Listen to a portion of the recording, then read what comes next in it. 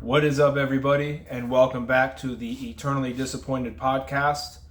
And wow, there is a lot to talk about. I know that this is supposed to be a podcast centered around what it's like to be a Bills fan, but I also said I was going to touch on major stories in MMA, particularly UFC events that have pretty good stacked cards, or just fights that have a lot of storyline to them or a lot of importance in what's going on in the UFC. But I would also touch on any topic pretty much involving in the NFL if it's an interesting story or not. So for instance, sometimes I'll talk about Deion Sanders in Colorado because that's a hot topic that a lot of people have a lot of opinions on. And part of the reason that I do this podcast is to express my opinion, especially when I think it goes a little bit against the mainstream narrative, or try to explain why the mainstream narrative is what it is. But also because there might be people who think similar to how I think, and it feels good to kind of have your feelings validated like that. Now, we'll say we're in the garage. I can hear some people talking in the house, and we've got thunderstorms like crazy. It's been thunderstorms for a couple of days now, but that's just what it's like being in Florida. So let's get to it. It was a long weekend. I like to do this podcast on Tuesday night, one, because that's the first time after games are done on Sunday and Monday night that I can get in and have time to do, like I have a lot of free time. Monday nights were pretty busy, and Tuesday night's the first time I get a chance to sit down. And also everybody comes out with their podcasts and their reactions on Monday, and sometimes you can just be overloaded with stuff like that. So we take it to Tuesday, maybe something a little different. Also, I like to get the Monday night games out of the way. Sometimes there could be some relevance in what's going on. For instance, last night, even though it was a Monday night game, it was the Bucs and the Eagles. They were both 2-0. It was a pretty clean, easy victory for Philadelphia. They're just on a different level than the Buccaneers are. So that was pretty predictable. So getting right to it, let's first start with what happened Saturday night. Fiziev and Gamrot fighting in the UFC. And man, for as little as the fight went on, it kind of gave you a lot of impressive things on both sides. Gamrot's striking looked pretty good, but when you have the threat of the takedown like that against a guy like Fiziev, who's primarily a Muay Thai fighter, they're going to give that up. But Fiziev countered by starting his combinations with going to the body, meaning he's stepping in, and if Gamrot's going to anticipate he's going to throw high, that he can just shoot under it, he's actually running into punches coming towards his body, and as Gamrot lowers his level, it's going to run right into him. So it was a smart play. Gamrot had trouble getting him down. When he did get him down, Fiziev got up. Fiziev had success on the feet. It was good back and forth. It's terrible that Fiziev blew his ACL on that kick. It's just part of the game. It's part of that sport in particular as well. Same with football. You're just going to have injuries. Fiziev is in good spirits about it, judging by his social media. I mean, as good spirits as you can be in. It kind of sucks. He's going to be out for a little while. Gamrot, but had the victory, but they both look good. I was afraid that it was going to be a striker versus grappler boring match, and it was a lot of excitement. Both guys looked really good. They looked more well-rounded than they did in their last appearance. So congratulations to both of them. I'm sorry Fiziev had to go out like that. I'm a huge Fiziev fan. I'm a Gamrot fan. It was one of those fights I kind of wasn't looking forward to from the perspective of I like both guys. I don't really want to root for either one of them. I don't want to see either one of them lose or get hurt. And so it was a little bit of a tough call for me. But congratulations to Gamrot. He's done. Moved on to the next fight. I don't know who he's going to get. People are talking about Poirier. I think Poirier is going to get Dariush. And they say that he's not going to want to fight Dariush because he doesn't think Dariush is a big enough name. I think him and Dariush is a good matchup. I think it's it's a pretty smooth victory for Poirier, but you never know with MMA. MMA is weird like that. So that being said, enough with that card. Let's get to the Buffalo Bills. Going into Washington, there's a lot of hype around Sam Howell, a lot of hype around Washington. Looking at it from the perspective of how teams match up with each other, this could have been a stylistically bad matchup for Buffalo. The way that Bieniemy calls plays, I was anticipating he was going to run a lot of screens. And because Buffalo's linebackers are speedy but undersized, it could have caused problems because you're going to end up with a center, a guard, and a tackle blocking two linebackers and a safety. But that's not how it all played out. Washington had a nice drive going at first, and then Bernard came up with the interception. The guy was everywhere. He was playing like a madman, like it was his last day playing football, and he knew it. So Buffalo threw, I think, at some point in the third quarter, they were up by 2 turnovers. So they had 2 turnovers to none, and they were only up by 16 points. That was a little concerning to me. Usually if you have a 2 turnover advantage in the second half of the game, you should be up by more than 2 scores. But I was rewatching the game. It seemed like they were playing patient. They were trying to run the ball in the first half, and they didn't have a ton of success. And it was nice to see them stick with that, because in the second half you could see the D-line was wearing down from Washington, and it's kind of like body shots in MMA. You're not going to hammer them on the first or second one unless you're lucky, but you can wear them down, and it's going to pay dividends in the end. And that's one of the things that led to kind of chipping away at Washington, chipping away, turnover here, turnover there, and all of a sudden we had a nice lead on them and put it away. It was a very smart game plan, a lot of RPOs, a lot of safe throws. Even the interception that Allen had, albeit it came just after a penalty, but it's 3rd and 10, you're not in field goal range, throw it deep. I think you threw it to Davis, see if Davis can make a play. It's intercepted, but deep in their territory. You basically just saved the punt team from having to come on the field and go through the motions of doing a punt out of bounds deep in their territory. So interceptions like that, you can live with those. Those are easy. That's, hey man, just throw it up, see if it works. If not, it's as good as a punt. It almost doesn't count. It's not as damaging as some of the other bonehead plays that Allen makes that kind of cost teams the game. So congratulations to Buffalo. Leading into another big story is now they have to play Miami, who just put up 70. So, like I say, first 3-4 weeks of the season, you have to ask yourself as teams are playing and getting results, is this team really that good or bad, or are they playing somebody that's that good or bad? Washington scored 35 points against Denver. That was one of the reasons that Sam Howell and Washington were kind of being highly touted, and this looked like a trap game for Buffalo.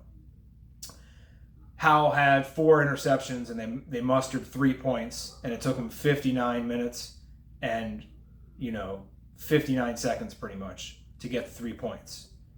So Miami, who's a very proficient offense, plays Denver, and then they run up 70. So then you have to look at Washington and think to yourself, are they really that good, or do they just play a really shitty defense? And I'm beginning to think that Denver is just a really shitty defense, which is a shame because they were fucking good last year. And Vance Joseph, I don't know why he still has a job other than the fact that he's black, and you can't fire a black coach within 3 games. The one thing about this season that I find particularly fascinating and I really like is there seems to be a lot of parity. Look at the Cowboys. Cowboys come out and they look good. They look better than they are because of the teams they're playing, but they still look good. Then they go to the Cardinals and lay an egg. Then you have other teams that look good, they look bad, they look good. The Lions, for instance. Some teams look bad, good, bad.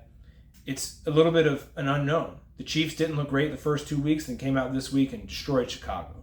So there's a lot of things going on in the league, and I've always liked seasons like this where it's not probably these 2 or 3 teams are going to be the ones in the Super Bowl. It's kind of the wild, wild west. It's up in the air. There's a lot of teams that have the potential to take that step. AFC doesn't seem as wide open as people. AFC seems more wide open than people thought it was going to be. Cincinnati doesn't look really that good. Buffalo doesn't look great, but they have looked really good. That being said, we don't think that they've played a really good offense, so it's good for your defense to look spectacular against offenses that aren't that good.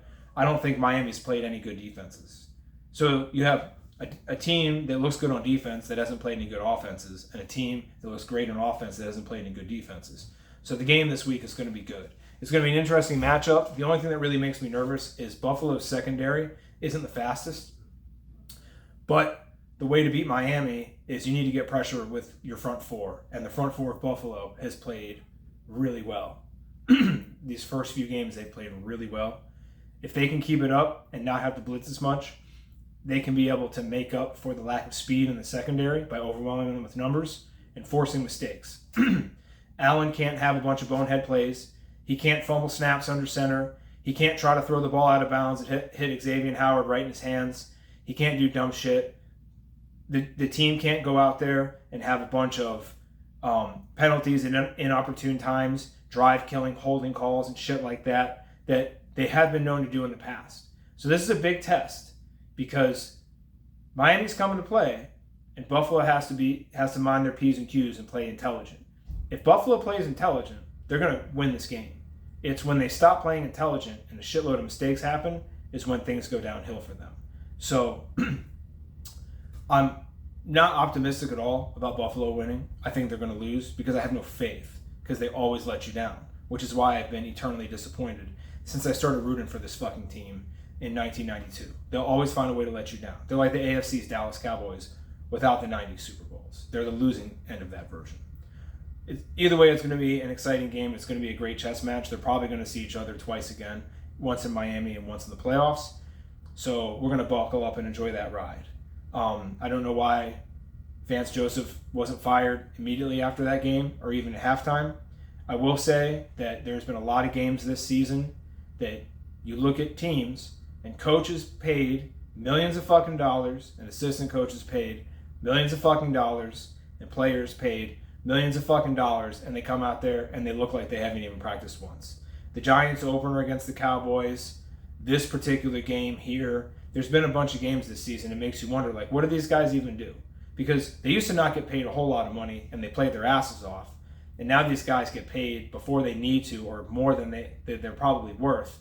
And the product on the field is a lot worse. With that being said, I'm going to transition off of Buffalo and I'm going to go to Tennessee. Now, I used to hate Tennessee, particularly because of the forward lateral that was known as the Music City Miracle. But my son is a gigantic Titans fan. And because I came across a podcast by a guy named Brad Steele called the Two-Tone Talk Podcast, it kind of motivated me to do this because a lot of the way that guy was talking and what he was talking about was stuff that I would express to my son about why Tennessee underperformed. Tennessee. What the Tennessee Titans have put on the field the first 3 weeks of this season is nothing short of absolute trash. Even though they beat the Chargers, still trash. Still absolute garbage, absolute trash. I know that Tennessee fans don't want to hear this. And I know that it sounds like a doomsday when you first hear it. But just hear me out. I think last year they should have fired Vrabel. I think Mike Vrabel is a good coach. I think that when you are a defensive-minded head coach like Vrabel, you need to have a Hall of Fame quarterback to get you to win a Super Bowl. And anybody short of that isn't going to get you there. So last year, in the middle of a 7-game losing streak that cost them first place in the division and cost them a spot in the playoffs in the last game of the year, he never once fired his offensive coordinator. He never made changes to anything in the offense. He just let the shit go. And just like they say, insanity's doing the same thing over and over again, expecting a different result. They didn't get it. They fire a bunch of the coaching staff and the GM, but they keep the head coach. And you normally don't do that. Normally, when the GM goes and some coaches go, everybody has to go. And even if you're a good coach like Vrabel, sometimes you have to go somewhere else where you can be more impactful.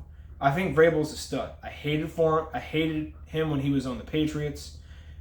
But as a coach, you could see everywhere he goes, he has success.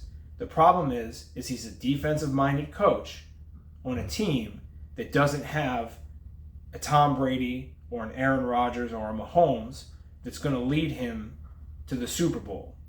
And the problem they're going to have this year is last year their defense kept them in games and their offense was struggling. Their defense looks like shit this year.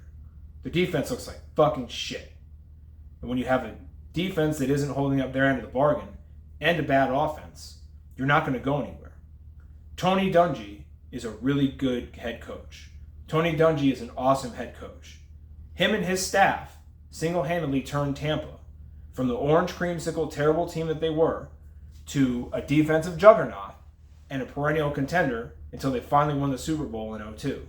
The problem is after 2001, Dungy was fired because he couldn't be the coach, defensive-minded, that was going to get Brad Johnson or Sean King or Trent Dilfer to win them a Super Bowl. The last team that was defensive-based that won a Super Bowl was the Ravens in 2000 with Trent Dilfer. But the head coach was an offensive coordinator, which is what killed that team. He had just come out, he got hired after bringing the Vikings to be the highest scoring team in the league up to that point. So Dungy eventually wins the Super Bowl. But he went to Indy, where he had Peyton Manning, a Hall of Fame quarterback. So Peyton's problem up till then was he couldn't beat Brady because his defense couldn't hold the Patriots back when the Patriots got a good offense. So he had a defensive-minded head coach came in, shored up the defense, and the Hall of Fame quarterback took care of scoring the points, and magic happened. Vrabel's got to go. I know Tennessee fans don't want to hear it. I'm sorry to tell you this. Vrabel is not the guy that's going to get your team to a Super Bowl. He's a really good coach. He needs to be in a different situation. Vrabel needs to go to a different team to have the success that any team wants to have. If you want to get to the big game, Vrabel's not going to be the guy. You know, I don't know who the answer is for a team like that. Maybe Vrabel should go be the D coordinator for Denver, because anybody could do a better job than what's been going on there so far. But I've never thought that highly of Sean Payton in the last 5 years either, so I don't know what to tell you. The point is Tennessee needs to make a lot of changes if they want to go anywhere. And I don't think they're willing to do it, and it's very disappointing to see that. It's very disappointing to see a lot of the same mistakes from last year coming up again. And you're going to have a mutiny in that locker room. Derrick Henry's going to ask for a trade. DeAndre Hopkins is going to ask what the fuck I've thought signing with this team. And it's going to be a shit show unless they start making changes now. But I hope they turn it around. I'd rather see Tennessee win so I can see my son happy than Buffalo win, because I just never expect Buffalo to win anyway. So this is the first week in 17 weeks, I think they said, that there's going to be no UFC. So it's a little bit of a bummer there. But we've got some good games coming up this weekend. Miami and Buffalo is going to be ridiculous. I'm curious to see if New England uses Ezekiel Elliott 30 times and tries to run through Dallas's piss-poor running defense, which the Jets should have done. But Robert Saleh is a defensive coach. He doesn't know how to attack that type of defense. He's not thinking it from offensively. He's thinking that I'm just going to use Zach Wilson to throw safe passes and this and that. And he didn't take advantage of it. So he had a missed opportunity. The Cardinals took advantage of it. I doubt Belichick is going to not take advantage of it, especially because Mac Jones sucks. But they do have a decent defense. I think New England's defense did a pretty good job against Miami. They're just on the field a lot because their offense can't move the ball. Well, if they can run the ball against Dallas, eat up that clock, it could be an interesting game. Plus Zeke knows where the bodies are buried. It's going to be interesting how it plays out. The Miami-Buffalo game is going to be interesting how it plays out. And it's going to be even more interesting moving forward, seeing how teams make adjustments for their rematches. So, had a little bit longer segment today. There was a lot to talk about. I tried to get through it because nobody wants to sit through hour-long videos listening to one guy talk. I'd love to hear any comments, any feedback. Good or bad, just don't be a dick. Or be a dick, I don't give a shit. But I appreciate everyone who watches in on these videos. I just wing it. I think about what I'm going to say and I just say it. I try to stay in a chronological order. Sometimes I go off on like a little bit of a rant. But that's what happens when you're a fucking Buffalo Bills fan. So until next time, stay frosty, motherfuckers.